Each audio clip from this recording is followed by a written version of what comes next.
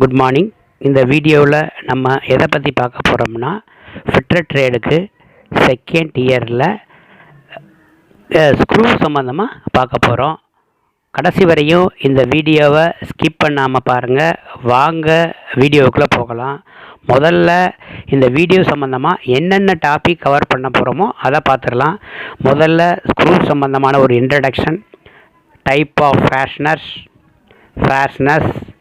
Machine screw, machines bolt, cap screw, அப்புறம் கடைசியாக set screw.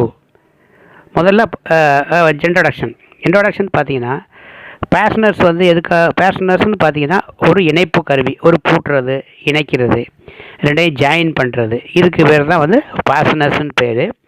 இந்த ஃபேஸ்னர்ஸ் வந்து இண்டஸ்ட்ரியல் ஃபீல்டை வந்து ரொம்ப முக்கிய பங்காற்றுறது.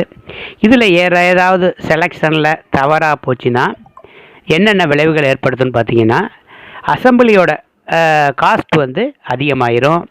அந்த அசம்பிள் பண்ண அந்த பார்ட்ஸ்லேருந்து வேலை பார்க்குறது வந்து சேஃப்டியாக இருக்காது.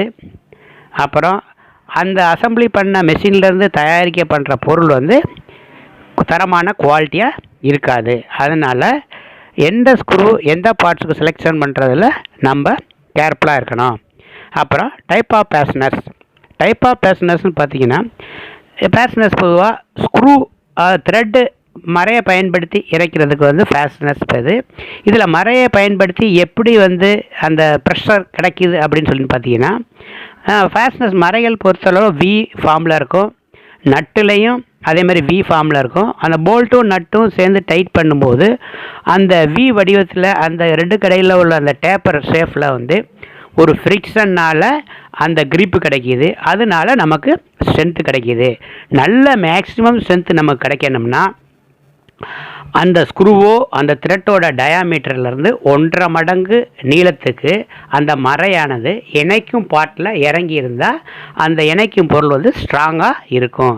For example, diameter of the அந்த போல்ட்டோ ஸ்க்ரூ வந்து 10 mm இருந்துச்சுன்னா 15 mm லென்த்துக்கு அந்த இணைக்கிற பார்ட்ஸில் அந்த மரம் ஏறி இருந்துச்சுன்னா ஃபுல் ஸ்ட்ரென்த்து கிடைக்கும்.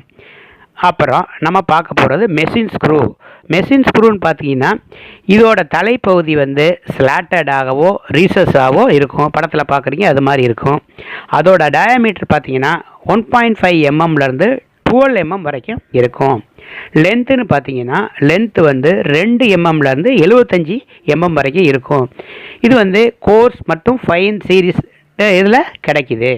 இதோட யூசஸ் பார்த்தீங்கன்னா, பொதுவான அசம்பிளி வேலைகளுக்கு இந்த மெஷின் ஸ்க்ரூ யூஸ் பண்ணுறாங்க.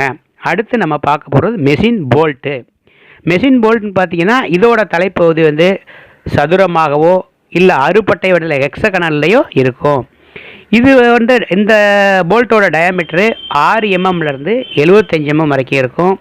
லென்த்து வந்து 12 mmலேருந்து 300 mm வரைக்கும் இருக்கும்.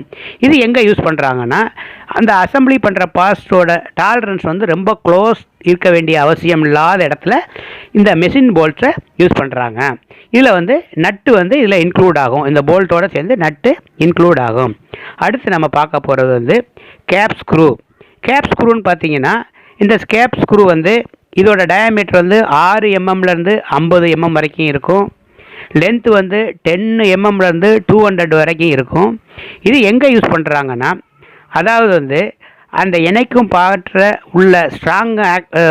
பார்ட்டில் உள்ளது வந்து நல்லா ஸ்ட்ராங்காக ப்ரிசியஸாக இருக்கணும், பார்க்குறதுக்கு நல்லா இருக்கணும், நல்ல தோட்டத்தை இருக்கணும். அது மாதிரி உள்ள இடத்துல இந்த கேப் ஸ்க்ரூ யூஸ் பண்ணுறாங்க. இந்த இடத்துல இந்த கேப் ஸ்க்ரூ உள்ளது வந்து நட்டு வந்து இன்க்ளூட் ஆகாது. பார்ட்ஸ்லேயே வச்சு நம்ம டைட் பண்ணிடுறோம். அதே மாதிரி 2 பார்ட்ஸ் அசம்பிள் பண்ணும்போது ஒரு பார்ட்ஸில் வந்து ஹோல் வந்து கிளியர் ஹோல் ஆகும், இன்னொரு பார்ட்ஸில் வந்து மரை போட்டிருக்கும். அந்த மரையில் ஸ்க்ரூ வச்சு டைட் பண்ணிடுவாங்க. இது வந்து கோர்ஸ் மற்றும் ஃபைன் இதில் ரெண்டுலேயும் இந்த சீரீஸ்லேயும் இது கிடைக்கிது.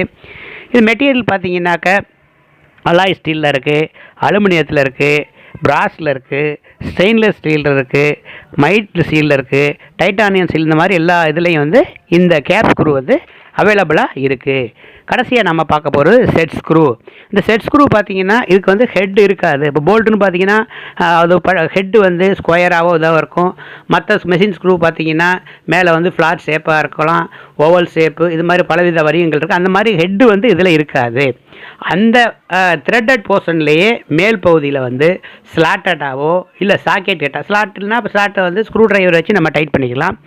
சாக்கெட் கட்டுச்சுன்னா அடங்கி வச்சு டைட் பண்ணுற மாதிரி அதில் இருக்கும். அப்புறம் பார்த்திங்கன்னா அந்த என்டையர் லென்த்தும் த்ரெட்டு போட்டிருக்கும். அப்புறம் அந்த த்ரெட்டோட எண்டில் வந்து கீழே வந்து பார்த்திங்கன்னா அதோட பாயிண்ட் வந்து வேரியஸ் டைப்ஸில் இருக்கும். அதில் பார்த்திங்கன்னா ABCDEன்னு 5 வகையான பாயிண்ட்ஸ் இருக்குது. அதில் ஏ பாயிண்ட் பார்த்திங்கன்னா ஃப்ளாட்டாக இருக்கும். அது எங்கேன்னா அடிக்கடி கலட்ட வேண்டி அட்ஜஸ்ட் பண்ண வேண்டிய இடத்துல இந்த ஏ டைப் செட் ஸ்க்ரூ யூஸ் ஆகுது. அடுத்து பி டைப்பு வந்து பாயிண்ட் வந்து ஓவல் பாயிண்ட்டாக இருக்கும். இது வந்து சாஃப்ட்டில் ஒரு ப்ரொவிஷன் பண்ணியிருப்பாங்க. அந்த சாஃப்ட்டில் போய் உட்கார்ற மாதிரி உள்ள இடத்துல இந்த B type set screw use பண்ணுறாங்க. அடுத்து சி டைப் செட் ஸ்க்ரூ. இந்த சி டைப் செட் ஸ்க்ரூன்னு பார்த்தீங்கன்னா அது வந்து பாயிண்ட் வந்து கோன் ஷேப்பில் இருக்கும். அந்த கோன் இது எங்கெல்லாம் யூஸ் பண்ணுறாங்கன்னா பர்மனண்ட்டாக அது வந்து ஃபிக்ஸ் பண்ண வேண்டிய இடத்துல வந்து இந்த சி டைப்பு செட் ஸ்க்ரூ வந்து யூஸ் பண்ணுறாங்க. அடுத்து டி டைப்பு செட் ஸ்க்ரூ. இந்த டி டைப்ஸ்னா ஹார்ப்டாக் பாயிண்ட்டுன்னு சொல்லுவாங்க. இது வந்து டவல் மாதிரி யூஸ் பண்ணுறாங்க. அந்த டவல் உட்கார்றதுக்கு இணைக்கிற பார்ட்ஸில் வந்து ட்ரில் போட்டு இடைவெளி விட்டுருப்பாங்க. அப்புறம் ஈன்னு சொல்லிப்பாங்க. இ டைப் செட் ஸ்க்ரூன்னு பார்த்தீங்கன்னா இது புல் டாக் பாயிண்ட் அப்படின்னு சொல்லுவாங்க. இது வந்து ஒரு கீ மாதிரி இருக்கும். அந்த கீ வந்து ஸ்லைட்ஸில் முன்னும் பின்னும் மூவ் ஆகிற இடத்துல இது யூஸ் பண்ணுறாங்க.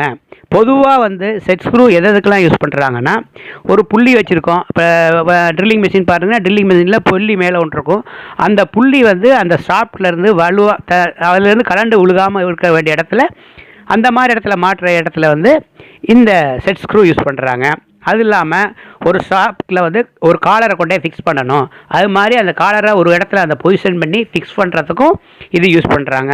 அது இல்லாமல் ஒரு அசம்பிளியில் ஒரு ஷாஃப்ட்டை கொண்டே ஃபிக்ஸ் பண்ண போகிறோம். அது மாதிரி இடத்துலையும் இப்போ டைப் ஆஃப் ஃபாஸ்னரில் பொதுவாக பார்த்தீங்கன்னா இணைக்கிறதுக்கு வந்து ஃபேஸ்னர்ஸ் வச்சு இணைக்கிறாங்க, ரிவெட் வச்சு இணைக்கிறாங்க, பின்னு வச்சு இணைக்கிறாங்க, கீ வச்சு இணைக்கிறாங்க, ஸ்டாபிள்ஸ் வந்து இணைக்கிறாங்க, அடிசிவ் வச்சு இணைக்கிறாங்க, சர்க்ளிப் வச்சு இணைக்கிறாங்க. தேங்க்யூ ஃபார் வாட்சிங் திஸ் வீடியோ.